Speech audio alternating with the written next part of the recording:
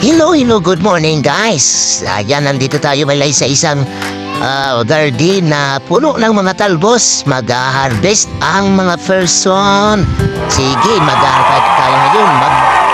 Gugulay dahil ang talbos ang pinasustansyang gulay guys na ating kakainin. Ayan, no? Sarap na naman ito guys na ating lupanibagong mino na naman. Ang talbos ng kamote. So guguntingin lang natin guys para hindi masira ang talbos na mga pananim. Meron din kasama dito mga tanglad guys. Yun, at dito yan maraming mga bahay-bahay dito guys sa pagsibol. Okay, ayan, dahil marami pa tayong talbos ng kamote yung gulayin. Ano lang tayo dito sa baba, banda din sa may kalsada guys.